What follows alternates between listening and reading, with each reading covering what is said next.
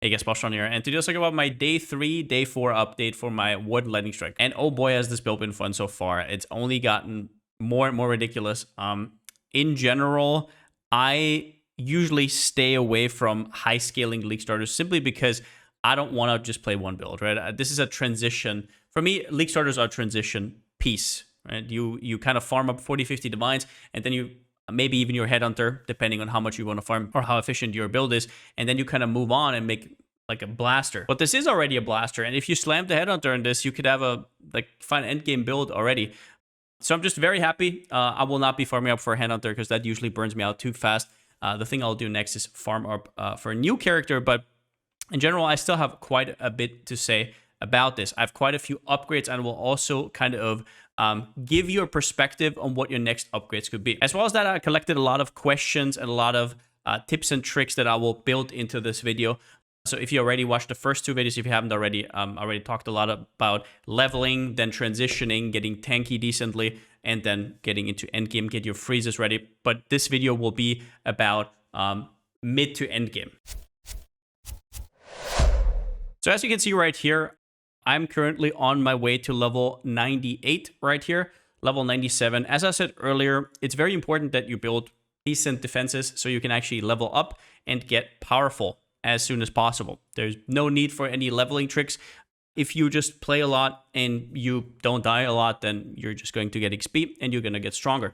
Every level means flat life, all the good stuff. Let's talk about some of the upgrades. Actually, even more important, there was a bug that has been fixed since then. I put this in the comments. I don't know if you saw it or not. If the tinctures felt weird to you, that is for a reason. So this node right here, colloidal mixture, was bugged. What happened when you had this node on is apparently it turned off your tincture whenever you pressed a life flask while the tincture lingered. It was bad. I was getting crazy. I was like, am I pressing these wrong?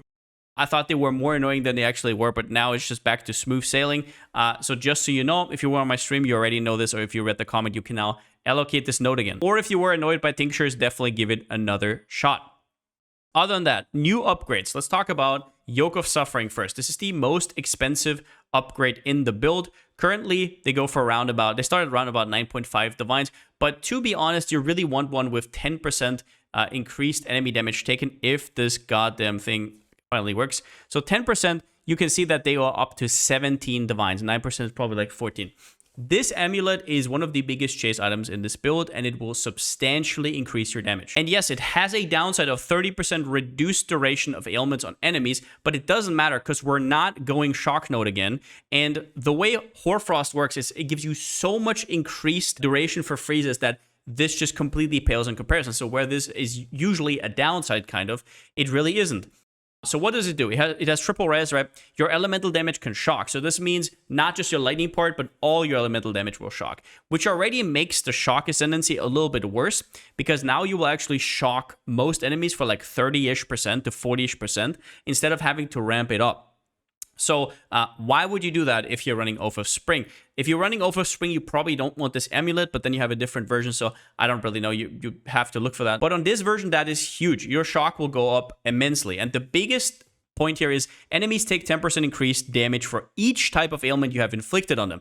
This is not just elemental. This includes also bleed and poison. Now, we already do have bleed through these nodes right here accidentally anyways because of cornered prey. And then poison you will apply because you have a int node here. Only int node works with this tattoo. And that is the tattoo of the Tawua Shaman, which gives you 5% chance to poison. And with how much we hit, that is up quite a bit. So these two plus chill, plus freeze, plus ignite, plus shock, 60% increased damage taken on enemies. This is additive with the shock, but it is sort of a more multiplier. It is incredible, and in total, it comes out to around about 50% more damage for my build on top of triple res, which also helps out a little bit. I would say if you have a good claw already, this is your next upgrade. It is incredible. Now, is there anything else to be said here? No, that's about it. Claw. I upgraded my claw, but I did not craft it. The crafting bases right now are ridiculous. The amount of people running around with claws right now is too damn high. So I basically bought this one. Now with enchant, I'm currently at 780 DPS, LE DPS with a better enchant, which I'm probably going to put on soon. It is over 800. It's like 820 with like a tier 1 lightning, for example. This is a decent claw. It does not have a crit roll, but I actually do not need that because now I have just so much crit. Mostly because of our Rose Thorn Tincture, which just, yeah. I could later maybe upgrade the claw and then remove some of the bleed nodes. But then I would have to get bleed somewhere else. So I would maybe have to take the strength node right here and tattoo it over. I don't know exactly, but in general, this is fine. It has Chaos Res. I am now actually sitting at 71% Chaos Res, also because of my ring, which we're going to go over. But in general, I feel a lot tankier now. Chaos damage was most of my problems. As for how to get a claw like this, usually I would craft it myself, but the prices this league have just been ridiculous. I'm talking a crafting base that would at best give me something like this or maybe slightly better, costing more than the claw itself. I'm not really sure what's going on. People are actually going crazy with those fracture bases, which is usually how I would make them. And fracturing orbs are like 5 divines each. I'm not going to spend 20 divines on average to get like a tier 1 roll, and then I still have to hit everything. So I got this one for 10 divines, and it is what it is. It has a tier 3 and double tier 1, so it's very close to what you would usually get if you crafted with deafening essences.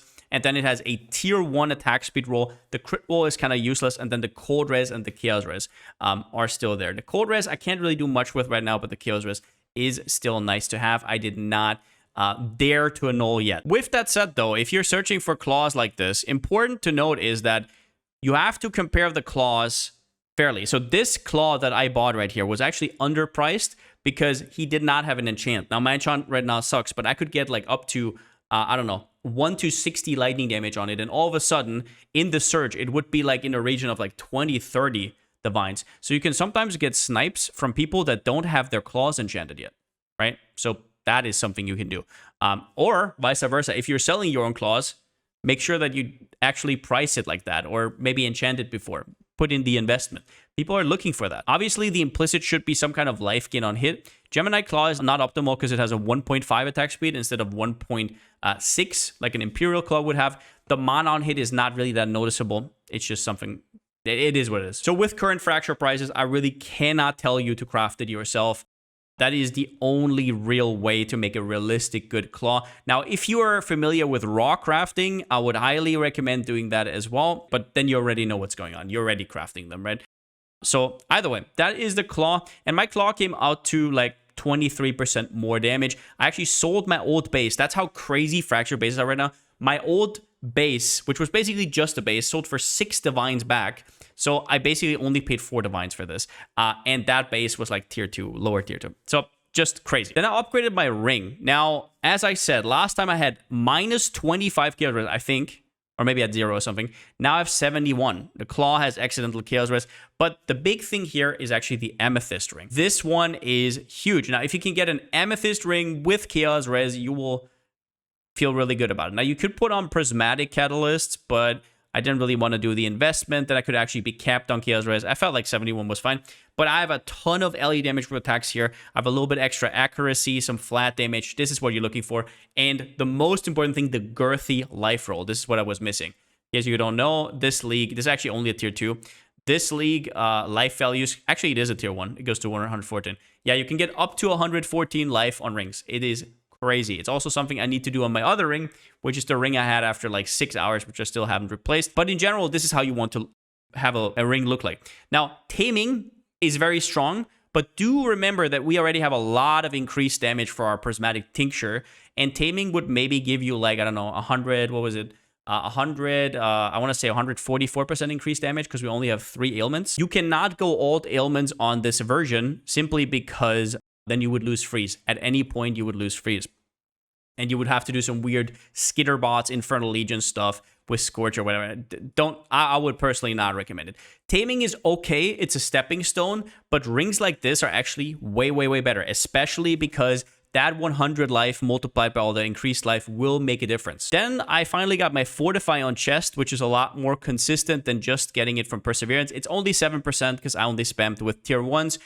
If you can get this over 10%, it's a lot more consistent. But now it's actually up against bosses, which is pretty cool. So that's pretty nice. And then another thing I did was I bought some spell suppression tattoos. So as you can see right here, I tattooed over some of the decks. We don't need much dexterity on this build. In fact, I think we need like 160 only. So we still have spots open. So you can freely, as much money as you have, paint over your dexterity nodes. I think these cost like 60 chaos as of this recording. The reason I did this is so I can replace Entrench here, these two nodes, and finally go for my Mark the Prey, so I have frenzy charges against bosses. This was kind of the point where I was completing all my favorite slots, so I had to boss. But yeah, those are the most important upgrades I've had here. Another question I get asked a lot is, Pal, why Awakened added cold damage? In your pre-league POB, you had added lightning. Simple reason, back then I thought shock was good, tinctures were something for later. Now I know tinctures are good from the get-go, and shock kind of whatever. So I went Awakened added cold damage, because this adds to your freeze. And also, with Yoke of Suffering, it doesn't matter anyways, so you might as well get the cold. Now, then I got some quickie general tips here. It's Ziri, right? Whenever you're doing Fear, which I actually have to do tomorrow, I just realized that I'm missing a favorite slot, so I'm kind of inting right now. If you want to do it Ziri, obviously that's a problem. Now, how do people usually do this? They become Reflect Immune, because otherwise you're going to get yourself one shot. And we very conveniently here have a Ellie Mastery, which gives us 60% reduced reflected elemental damage taken. This together with the Soul of Yugal with 50% reduced reflected damage will make you immune. Spec into that while you're fighting Azeri, otherwise you're dead. This is also something you can do if you're doing 8 mod maps and you have a lot of corrupted maps and you have Ellie Reflect there. You can like hoard them and then later maybe do them all in one sitting and real quickly put 1 point in, change the Pantheon, and then do all of them. Another tip, don't go for clusters yet. There's a reason I don't go for clusters. So if you look at this region right here, looks kind of crowded. That's because the Ranger area is ridiculous now with the Tincture nodes. Like, I don't know what to cut for clusters. I did the POBing, and it would be like life nodes and stuff, which I'm already missing, right? Like, I'm already missing this node right here. I don't know what to cut. I have no idea. Everything that's in here is touched by the Lethal Pride. So I would want to go for Fervor, right? I might even go for Survivalist. I might go for Weapon, like... There's so many nodes to take, and I can't because I don't have the points, even though I'm 97. Cluster jewels are too expensive right now. If they were as expensive as last league, they would be fine. But right now, for a good cluster, you can pay upwards of 10 divines, and that's just absolutely crazy. There's so many better upgrades. Don't fall for it. Another thing is burning ground immunity. If you're farming, like I said last time, Searing Exarch Altar, so red altar right here, right? You have to get burning ground immune. I will remind you every single league, but if you don't, you're dead. It is just what it is. It's a weird balancing thing, but whatever. Then I did my tier 17. Now, tier 17 wasn't a problem at all. I have 2 tips here. The first one is to buy a fortress map. There's a reason why these are less expensive than the other ones. The boss is quite a lot easier. Just make sure that you don't buy the corrupted ones so you can actually roll them, right? Buy one of these, and then you just chaos orb away. And the second tip to make it even easier is to use a Scarab of Bisection. Now, why am I saying tier 17? Because tier 17 unlocks your 6th map slot right here, your map device slot, right? And that is something I want to unlock with my first character. Now, used to be that nullify, suffix, or prefix on a map was on one of these that were kind of expensive. They cost like 1 divines. These are super cheap. I think they're like a few chaos right now. And if you put them in, you can nullify suffixes or prefixes. So for example, if I look at this map here, you will see suffix, suffix, prefix.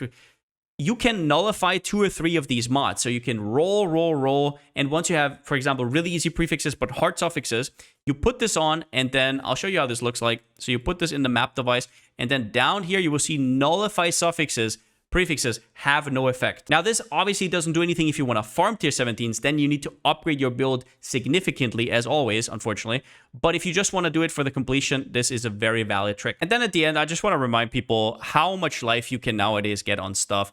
Obviously, my gear is also sloppy, right? But if you want to do really hard content, you can't miss out on these life rolls, right? Like 100 life there, 100 life here. Like I could have 120 life on this helmet. If you really want to take this further, you have to get all of them. As for my next upgrades, there will be +2 strike upgrade on gloves. And the way you craft these is with Orb of Conflicts. I think I even have one of them right here. These will basically give you a 50-50 chance to up the tier of one of your implicits and lower one of the others. So what you do is you apply the highest tier because we're rolling for red, right? Non-Val strike skills, that's a red mod down here. Blue mods are the opposite. Now, if you apply a high tier blue mod, it is more likely to upgrade the lower tier. And since the strike one is a tier 1, you have a high chance of success with your Orb of Conflict. You just have to apply the tier 4 over and over again. This is going to cost a few divines. I'll probably put a clip in my next update about this. But in general, we will get this to 2 strikes with the money I have, and I'll show you next time. Then you want ailment immunity from boots. I'm not 100% sure I will still do that on the character, but I will still show you how. If you want to max out this character, this is an absolute necessity. My boots are pretty damn bad right now. I don't even have movement speed, mostly because of whirling blades, but so what you have is you already have 20% ailment avoidance from these nodes right here. So 20% are taken care of. Then what you get is a jewel called Ancestral Vision. These usually go down a little bit, but they are quite expensive. And these give you half of your spell suppression as extra chance to avoid ailments. So if you have a 100% chance to spell suppress, you get 50% ailment avoid. So then we're at 70, and the last 30% are from your boots. If you go to add implicit, you can see right here, on the Searing Exarch, actually it is on Eater of Worlds, I think. Yeah, Eater of Worlds, so the blue ones, chance to avoid elemental ailments. It goes up to 30 to 32, so you will have to hit a tier 6 roll. This is what you have to do to get completely ailment immune. This has a few upsides, obviously. Now, you're shock immune, which is very dangerous. Ignite is whatever, usually, but shock is big, and also alt ailments whenever it happens. But also it means that you can replace your Pantheon. Your Pantheon right now is mostly there to get Freeze Avoid, but now you can look into Soul of Lunaris or Soul of Solaris to get more max hit. So that is also a big thing. I'm pretty sure both of these I'm going to do. Also, I currently have movement speed on my boots. You should definitely roll for action speed. You can get, even on a tier 1 Lesser Eldritch Ember, you can get 4% action speed. These are pretty hard to roll. I think it's like a 1 in 80 or something, or maybe harder to do. Similar to the +2 strikes on the gloves. But if you're farming them yourself anyways, you might as well try. Now, as for what I'm farming, I'm not really too confident about this one right now. I think it absolutely prints, but it is quite hard to do right now, and I have to still optimize this tree quite a bit. But in general, I am currently running Expedition with Extreme Archaeology. I'm doing these one-tap expeditions that give a lot of returns. I do very fast maps. I get a lot of my money, bubblegum currency, from Searing Exarch. Red altars are absolutely printing, especially with how expensive Glassblower's bubbles are. I'm just completing maps very, very fast. This is something I might make a video about, or most likely will make a video about. If you want to have this tree, like I said, I don't want to put it out because it's not optimized, but you can drop by on stream over on twitch.tv/Palsteron. Now, one more thing that I can highly recommend is upgrade your mining here in the city. Do not neglect these. It takes quite a while if you don't do it in the first week. I know you might not want to engage with, but read it. It's actually pretty damn chill, in my personal opinion. I think it's one of the coolest things they've ever added, and definitely upgrade your plots right here. But in general, I could rattle off a few random informations, but Ziggy D has a really cool video out on it. I will link it once again if you haven't watched it yet. I would definitely highly recommend watching that if you don't know what's going on. It will give you a lot of closure on that. But yeah, that's about all I have to say. I hope you guys are enjoying your league start as well. I'm having an absolute blast. And yeah, I mean, my town needs me. There's probably a town hall meeting right now. So I have to cut it short here. But since I still don't have a slogan, see you next time.